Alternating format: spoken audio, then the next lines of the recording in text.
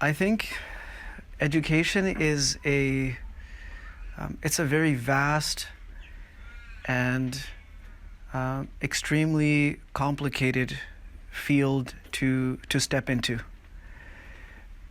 Irrespective of what level we're teaching or what subject we're teaching, education itself is a very complicated thing, simply because it hasn't been taught until it's been learned. And we can teach from our side, and that's what we do. But because half of that process is not in our control, it's in the control of our audience, our children, our students. They're the ones doing the learning while we're doing the teaching, and we're responsible for that part. They are responsible for the learning part. And at that point, it's almost out of our control whether they will learn it or not, or will they learn it the way we're teaching it or not, to what extent will they learn it. And often enough with the age group that we deal with in junior years, we're not always able to identify the potential blockages or the obstacles that the child has in understanding us as a person. We are one person, we're a human being, we have some training, and we're going to use that training to the best that we can. But beyond that, how much is there that we can really do? So there is a very real human element in teaching, and there always will be. And that part of it, I think it makes every teacher a little bit nervous, because we're all focused on outcomes. We're focused on marks. We're focused on what the end of the year says, and what that report card says. And, it's a reflection of my success in the classroom as a teacher, and so on and so forth. Having said that, teachers all around the world, in every area of teaching, are always exploring new approaches and techniques to maximize their efficacy in the classroom as a practitioner. And teachers are, and this is one of the things that I personally am very fond of. I was talking about it this morning, where we have a bank of ideas that teachers can contribute to and take from in terms of strategies in the classroom, what works better, what works with certain types of children, what works in certain situations. I think we all need that kind of a bank, that when we're out of ideas or we're having a tough moment or a tough student, we can look in to this bank and see, hey, what has worked for other people? Maybe I should try this approach, and I can try this approach. When it comes to prophetic pedagogies, there are a number of approaches to prophetic pedagogy. And because you're all practitioners, it makes sense for you to understand this as well. That prophetic pedagogy is, first of all, it is a series of approaches that are geared towards achieving certain objectives. So the pedagogy is the methodology used to convey lessons, teachings, concepts, morals, beliefs, all leading towards a certain set of objectives. And those objectives are no less than the objectives of prophethood itself. We cannot isolate or separate prophetic pedagogy from prophethood itself, because the pedagogy is simply the methodology used in prophethood to convey the objectives, to fulfill the objectives of prophethood itself. When we try to separate the pedagogy from the prophetic aspect of it, then it becomes a set of tools and approaches, but it is severely unfulfilling. It is severely unfulfilling because we're using them and they might be very effective, but we're not fulfilling the purpose for which those were actually used. So the Prophet Muhammad, peace be upon him, is, as Muslims believe, the last in a long chain of prophets. And we believe that all these prophets were sent with a very similar message.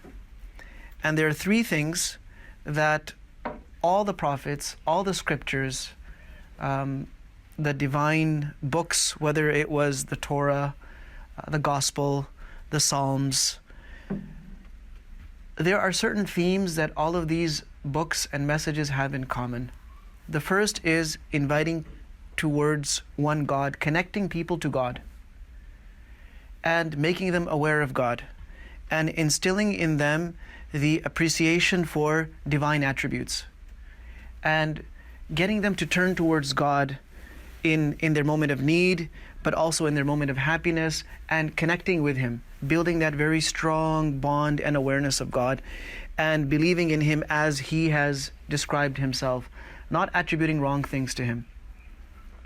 This is a major theme of prophethood in general. So right away, any pedagogy, any approach that is used by the institution of prophethood is going to have this element of connecting people to God.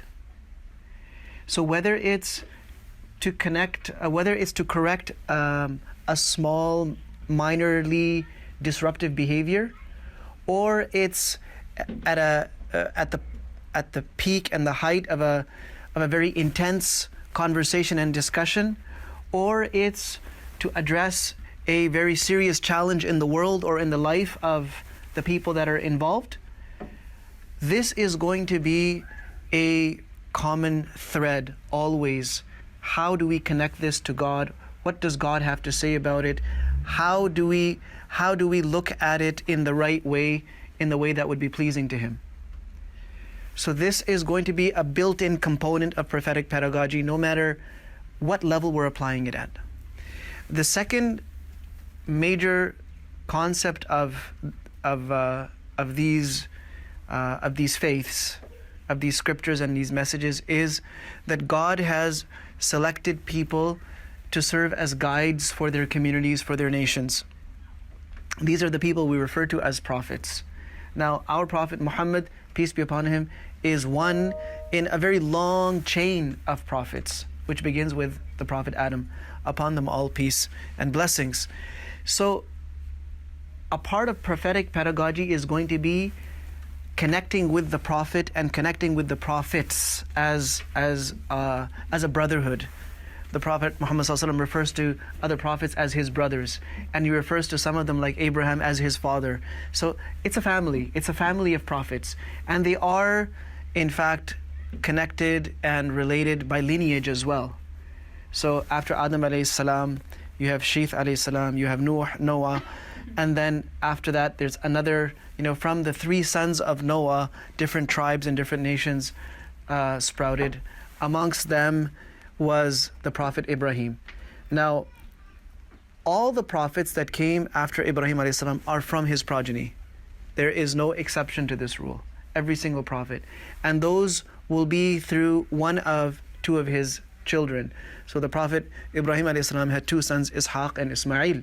Now, Ishaq alayhi salam stayed with Ibrahim alayhi salam in Bayt al-Maqdis in Jerusalem, and he is buried there. Is there anyone here from Palestine? Do we have any Palestinians? No?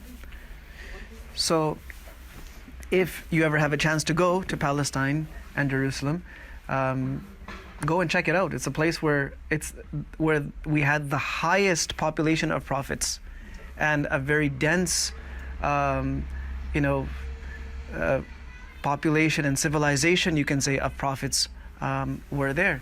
And so the Prophet Ishaq alayhi salam is buried there by his father Ibrahim alayhi salam, and his son Yaqub alayhi salam is also said to be buried right there.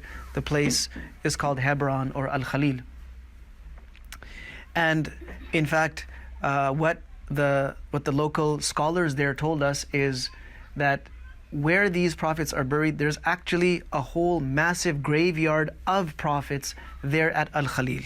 It's blocked off now, it's sealed, but they showed us that if you were to go down here, there's a massive cavern and it's all graves of prophets.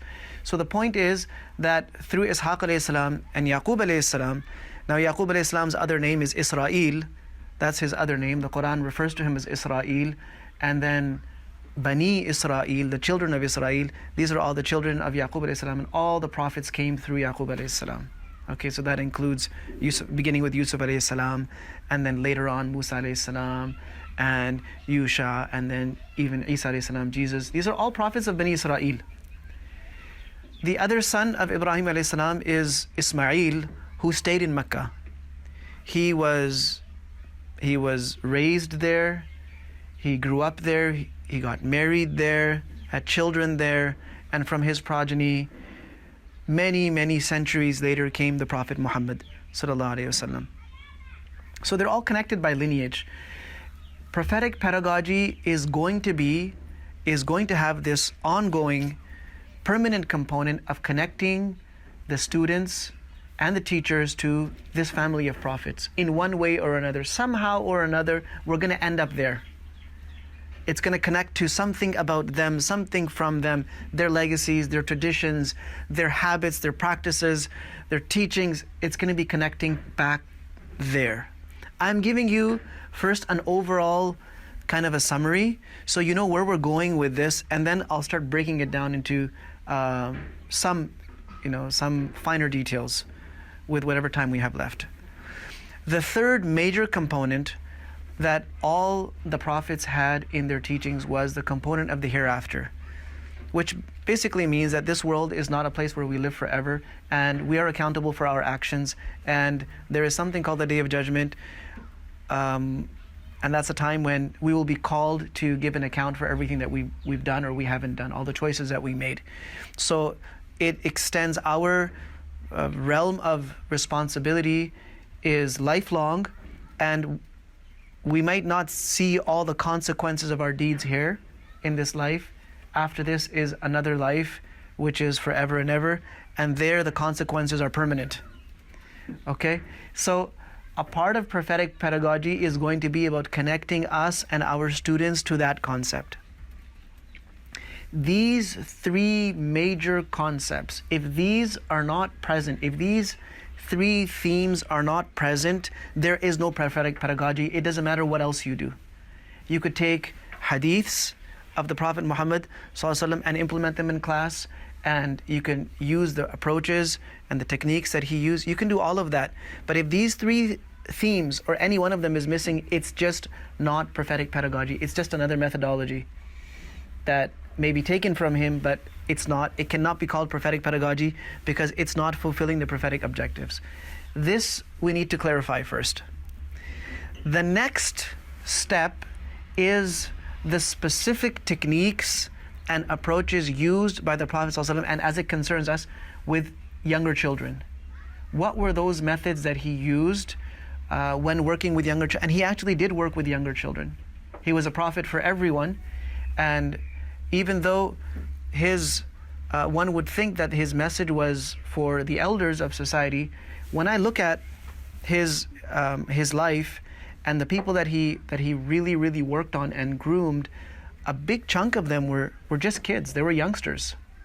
So from small children to teenagers, a great deal of his effort was dedicated to this group of people because, of course, that was going to be the next generation of people. So what were some of the things that he did? The first thing is giving importance and giving respect to these young children, which sometimes as a teacher you can't help but wonder that how much of this is really beneficial, and are we setting ourselves up to a generation of children that are just used to respect. They're used to being respected, and they're not used to giving respect. They're not used to paying respect. And that question is valid. It is genuine. The reality is that we want a generation of children that feel respected, but they also feel the need to give respect. So it's going to be a little bit of both. So once the Prophet ﷺ saw a young man walking with an elderly fellow, and he asked him, "Who is this person?" He said, "He's my father." So the Prophet ﷺ said, "Look, never call him by his first name, and never walk in front of him. Never walk in front of him. Always allow him to walk in front. Give him that respect. And when you have to sit down, let him sit down first. Let him choose where he wants to sit, and then you sit down where you have to sit down." So that respect for the elders was taught in very specific ways. And subhanallah, in numerous ahadith, in one hadith, a group of people came to speak to the Prophet ﷺ, and one of them, who was younger, he started speaking out. Nabi ﷺ said, no, hold on, who is the elder from amongst you? Oh, it's that one. Well, let the elder speak first. So that respect was taught. They were taught to give respect, but he also showed that he could give them respect. Now, in one hadith where the Prophet ﷺ was drinking, and he was going to share the cup or the vessel with the people around him, and the etiquette when drinking is to start from the right side, to give it to the person on your right. Now, the person who was on his right was a small child. It's a small child. In some narrations it mentions it was Fadl ibn Abbas, who was also his cousin. Now, in that same gathering are very senior companions of his. So the Prophet ﷺ felt that, yes, the child is on my right, but all these senior people are here, so I should probably offer them first. But he didn't offer them. Instead, he asked the child, he said, would you like to have your turn, or would you like to give up your turn for your elders? He said, no, I want my turn. I'm not going to give my share, especially because it's coming directly from you, so I want to take it from you first. So the Prophet ﷺ honored that, and in front of everyone, he gave the child the cup. Why? Because in terms of the general rule, it was the child was the entitled one, because he was immediately to the right of the Prophet ﷺ. So he showed that it's about being fair. It doesn't matter if it's an elder or if it's a youngster, it's about being fair, and that comes first. One person, Nu'man ibn Bashir, famous Sahabi, his father came to the Prophet ﷺ and he said, I have gifted this son of mine with a slave. I've gifted him a slave. So the Prophet ﷺ said, okay, but did you gift all your children? Or you just gifted one? He said, no, I just gifted one. He said, you can't do that. And he asked him a question, do you want all of them to be equally kind and nice to you as a father? He said, yes, I would like all of them to be nice. He said, well, then you have to be nice to all of them as well. So we learn from this that in our classes, we don't set a precedence of preferential treatment. All of them are like our children. So we're going to give everyone their share of attention, of education, of kindness, of all of those things. We're going to share it. We're not going to be selective in this.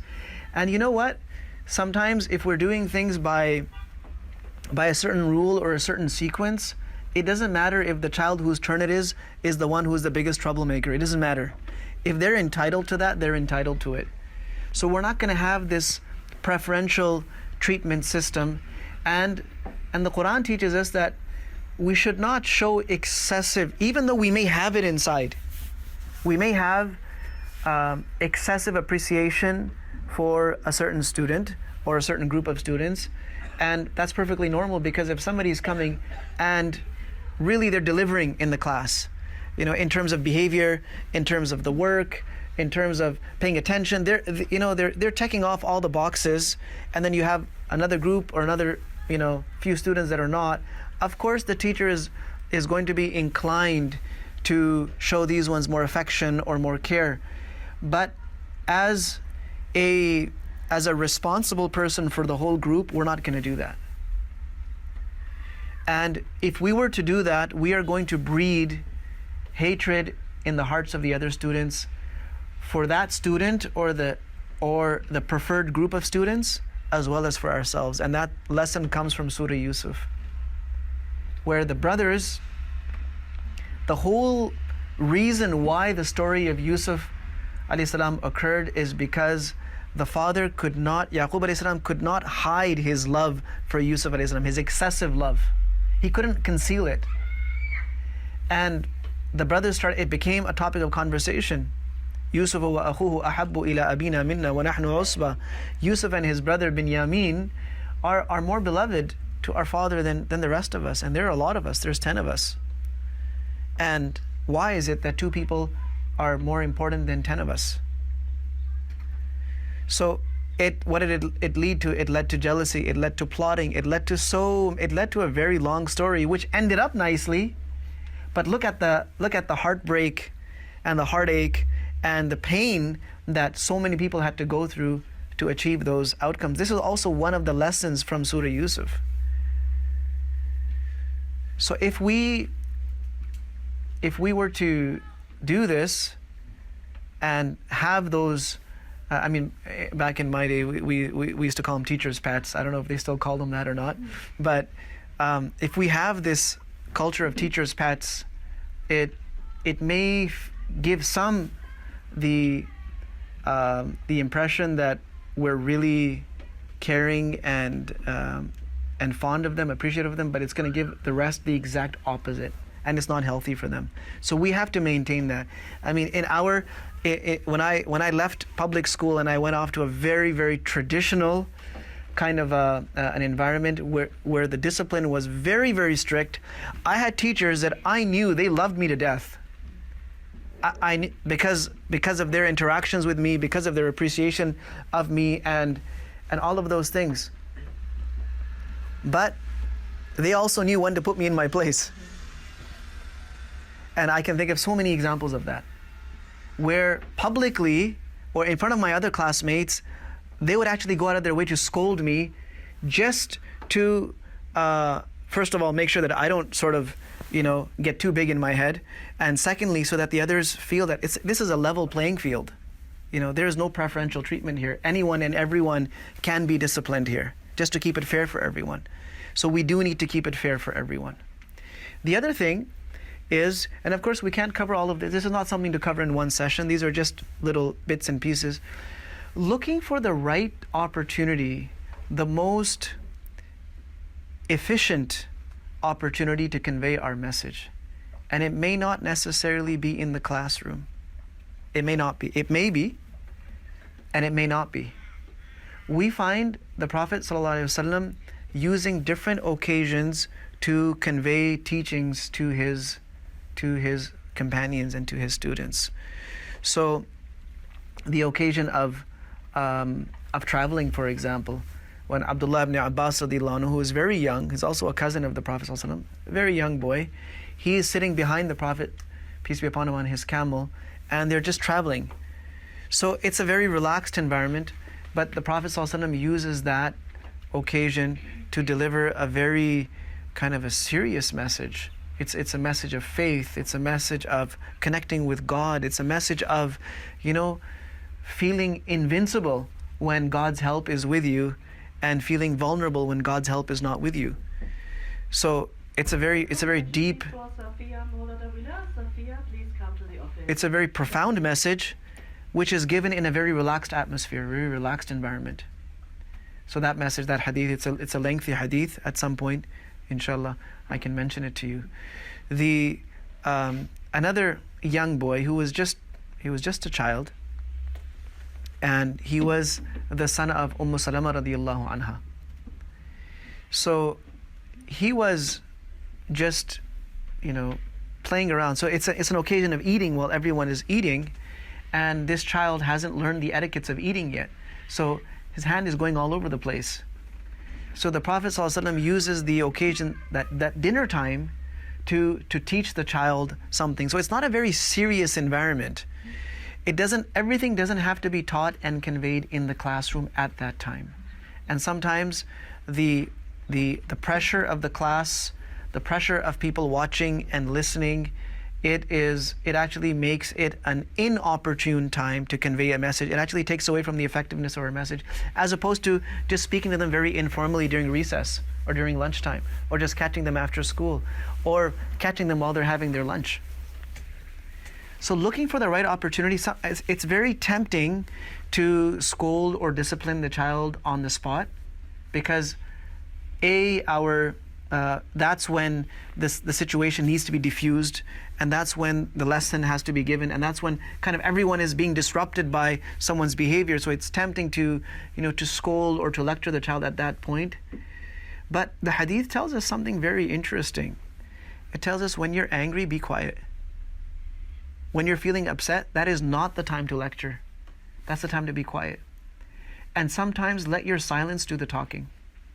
That silence where you just make eye contact with the child and you let them know that I know what you're doing and I'm not happy about it. And I am going to bring this up with you. Your eyes are doing all of that and your silence is conveying all of that. It actually creates a sense of,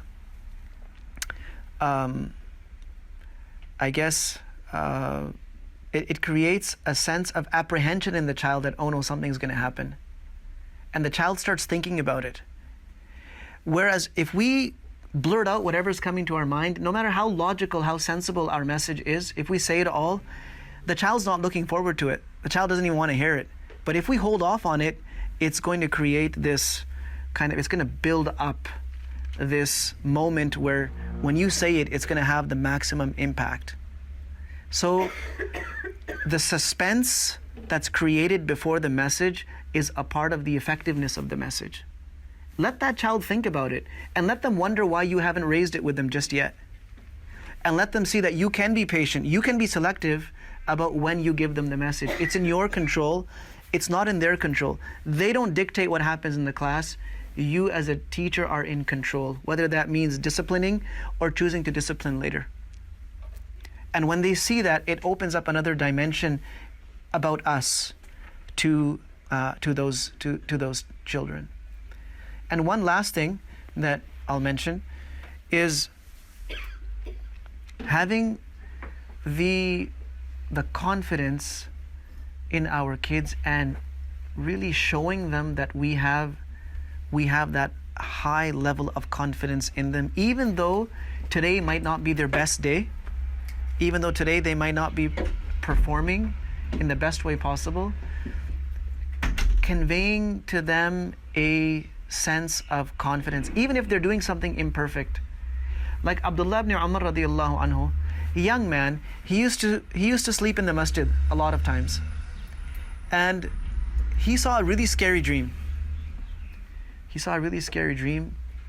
And he conveyed it to his sister Hafsa, who was the wife of Nabi sallallahu alaihi wasallam. He said, look, I've seen this really scary dream. Can you ask the Prophet sallallahu alaihi wasallam? So she went ahead and discussed it with him. And the Prophet sallallahu alaihi wasallam said, in response to this, he didn't have to say that, but he said, Abdullah is a fantastic man. He just needs to pray his tahajjud, the night prayer. He just needs to start getting up in the middle of the night and offering some prayer. He's a fantastic man. What is this? This is the expression of confidence and admiration in the person. It's not like, oh, you saw that dream, oh man, you got some bad stuff going on. It's not about that. It's not about, that negative twist. It's not about the cynicism. It's not about condemning someone. So if we can convey our sense of confidence in these children, it's going to do wonders for them. Praising them not to their face, but sometimes behind their back. It does wonders on them. It'll get to them. It'll reach them, and it's going to do wonders for their morale and for their own. I know I'm going over my time, Ms. Avila. Sorry about that. I was just getting on the plane. I was just about to board my flight to come here. I arrived here on Thursday. So I was at the airport, and I opened up one application that I had uninstalled, and then it had reinstalled. I just opened it, and in that, I saw a message from last person in the world I would expect to contact me. It was my grade 5 teacher, my grade 5 elementary school teacher. And she had just kind of reached out to see if I remembered her and how things were going, and that she was trying to get in touch with that class of ours. And I was shocked, because for me, that was actually my favorite teacher in school. She was the best teacher I ever had, from foundations all the way to high school. And I was so amazed.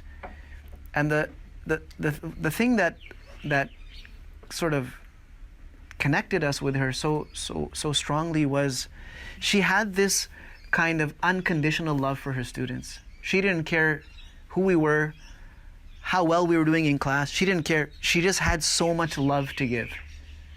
And she would share that with us. And it wasn't a preferential, selective love for a couple of students.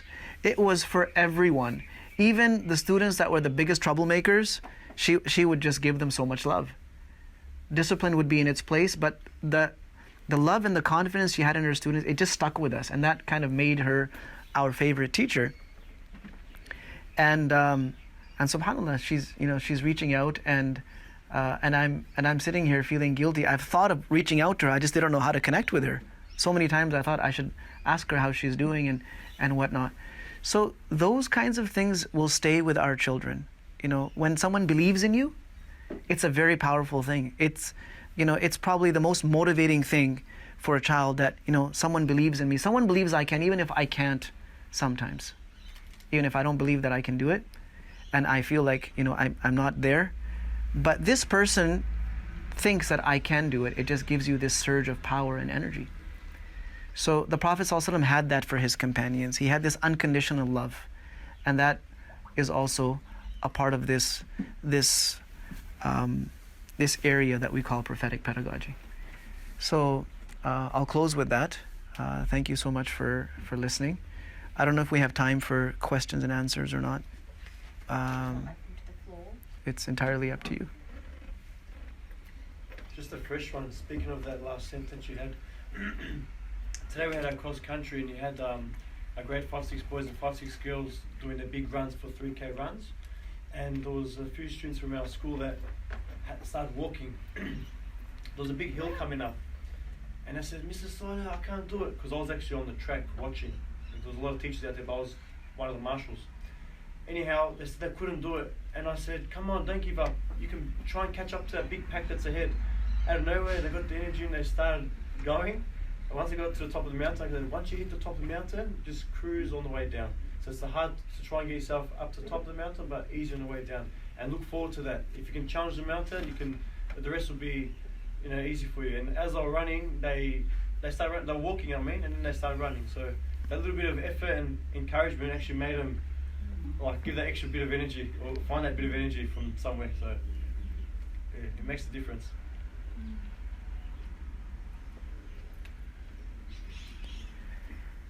All right, wonderful. And we can have further sessions. I mean, there's so much to share about this.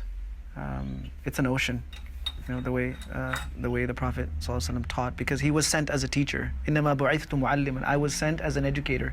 So there's so much there for us to take from, but in bite sizes. I think this was good for one session, and then later on in the term, as Ms. Avla said, we'll have another session at some point. And I'm around if you ever have any questions, or you're looking for material on something, you're looking for resources on something. I will do my best to try to find them and help you out there.